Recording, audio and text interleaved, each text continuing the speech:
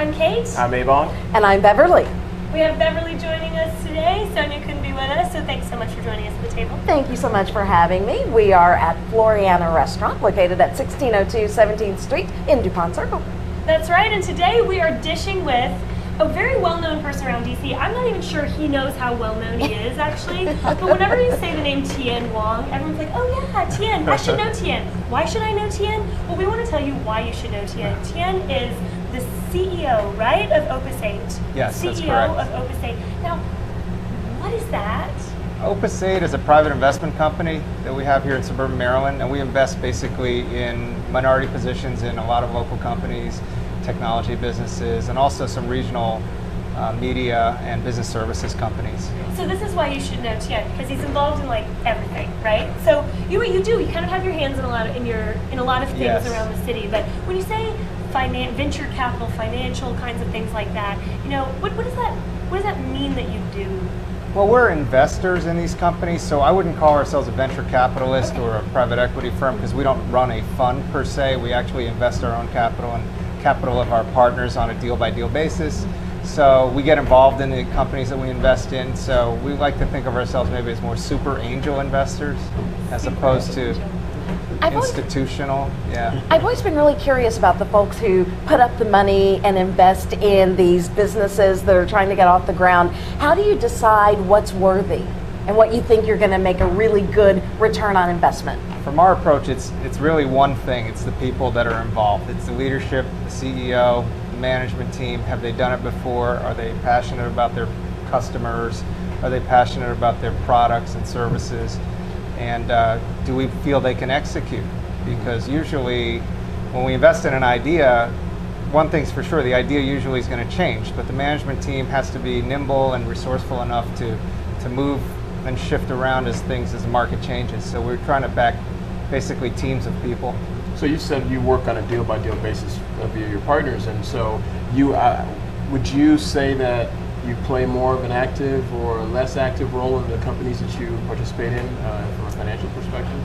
Well, we are probably not as active as a venture capitalist per se. We get active where we feel we have an expertise level. So things like HR, recruiting, training, motivating people, customer relationship management, customer service, customer care. Those are areas that our team has a lot of experience in. So we try to lend a hand in that area. We're going to talk about CRM in a second for those who don't know, but Opus 8 is not your first venture. You started with a previous venture. This is my 8th company. It's your 8th That's why I company, called so- it Opus 8. Yeah. Oh, is that why? That's right. Fascinating. I thought there was some musical intonation I there. like music. I like Opus X cigars and Opus wine. But, yeah, but it's really in Latin it means work, as in like not work of art, but a creation. So since this is your number 8th, Yeah. is this your magnum opus, or are you going to just keep going from here? I hope so. And we bought a Really? company called Lore Systems, which is really Opus 9, if you will. But so we're sort of going to keep going where the market takes us, where the Well, opportunities let's are. talk about the Yeah. market for a second. I mean, things have really changed here in DC. Well, everywhere in the United Yes. States in the last few years. How has that changed what you do?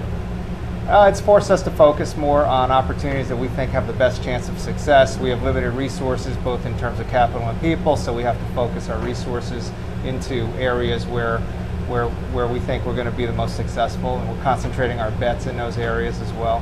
Have you seen deals slow down during the recession? For example, in the VC world, you saw a lot of deals sort of dry up, and would you say the same for being a super angel?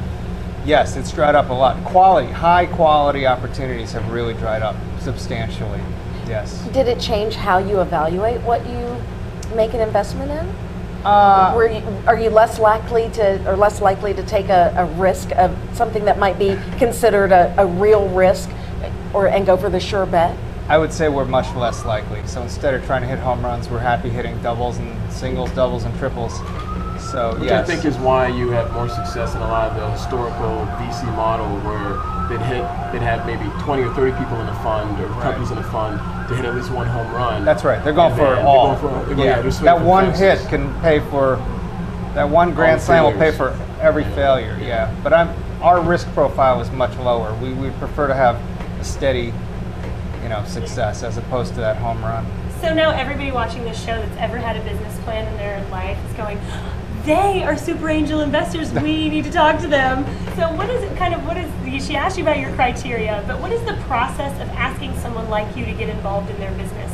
How would someone go about being in touch with you in the first place? I think, you need to have a compelling idea, whether it's a great team or a great product or service. We invest in companies that already have an existing management team, already have profitability.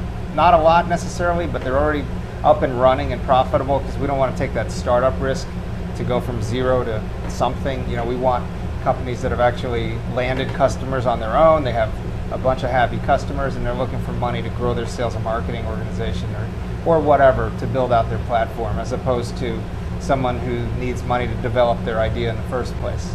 Where do those folks go for money? FF&F probably. Friends, family, and fools. Well, Ebong mentioned, and I think I would agree. That's good. We mentioned CRM, and that's a word, that's like a term that you hear a lot, but a lot of us don't really know what it means, and it seems like you're an expert in this. So what is CRM? Can you give us the elevator Yeah, speech on in a that nutshell, CRM stands for Customer Relationship Management. So it's a term that was developed maybe 15 years ago. My prior company was a CRM company that we wound up selling to a public company, but basically it's a discipline and a set of technologies and procedures and processes by which you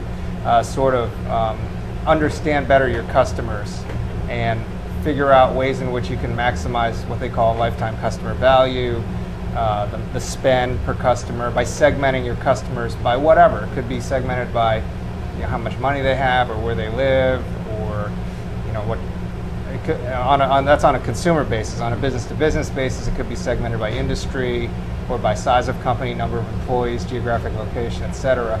And it's basically a set of tools by which you can understand your customer better and then therefore grow your business better, because the theory is that it's a lot harder to get a new customer than to make an existing customer happy. So CRM is the science and art of making your existing customers happy and trying to use that as a platform to grow your company. I think better it's become business intelligence. Exactly. Yeah, business intelligence is a key piece of CRM. Yes. Well, there you have it. There is why you want to know Tien, because just sitting around the table with him makes your mind start going, wow, there's a lot we can learn from you. There's a lot we can learn from you. So thank you for joining us at the table. Thanks for teaching Thanks us for a little having bit me. about I really appreciate it. And thanks for investing in the diversity of business in the district. We appreciate it. And as always, we appreciate you watching us here on this episode of The Dish. Check back next week and see who's dishing with us.